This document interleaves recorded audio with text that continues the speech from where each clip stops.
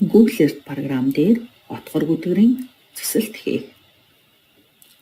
Хотгор гүдгэрийн цэцэлт хийхин тулд Ховд аймагт орчих Баатар хайрхан уулыг сонгоё. Зүүн талд байгаа энэ хайлтын хэсэг буюу сөрч хэсэг дээр Баатар хайрхан уулын нэрийг бичин хай.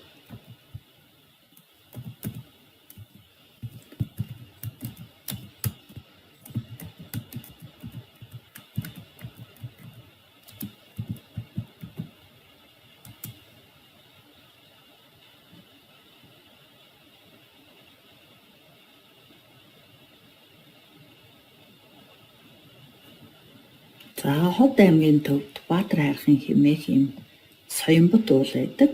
Энэ соёмбот уулыг ашиглан цэцэлт хэрхэн хийхийг тайлбарлая. За энэ дээдлийн хэсэгт байгаа цэснүүдээс 3 дахь буюу энэ пад цэсийг сонгоод цэцэлт хийх, хаагур цэцэлт хийх газраа энэ дээр тэмдэглэж өгье. Ингэхдээ Баатар хайрхан уулын цэцэлт гэсэн нэрийг өгч хадгалъя.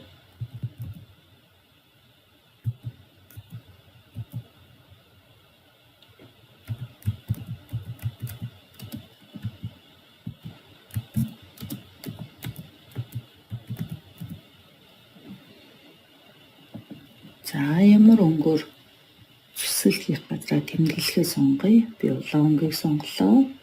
За бас энэ дээр километр гэсэн нэгжийг сонгочихъя.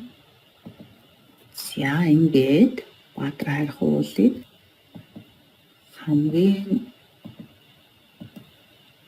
өндөр цэгүүдийн холбоод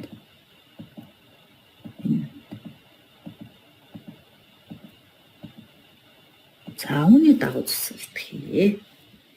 За эхлээд энэ хийсэн пад хадгална. Окей товчлуурыг дарахад энэ places цэс дотор Баатар хайрхан уулын цэцэлт гэж тэмдэглэгдсэн байна. Маус 2 дээрээ дараад доороос 2 show evolution profile гэсэн хэсгээр даръя. За ингэхэд Баатар хайрхан уулын цэцэлт харагдаж байна. Саяын тэмдэглэж өгсөн цэгүүдийн дагуу цэцэлт харагдаж байна. За энэ дээрээс харахад за энэ хэсэг бол энэ дээр байна. Энэ өндөр хэсэг энэ цэг бол энэ дээр байна. За энэ хамгийн өндөр хэсэг нь талхан түвшнээс дээш 1559 м өндөрт байна. За энэ нь уулын орой дээр улаан сумаар тэмдэглэгдсэн байна. За ийм байдлаар хотгор гүдгэрийн цэцэлтийг хийх боломжтой.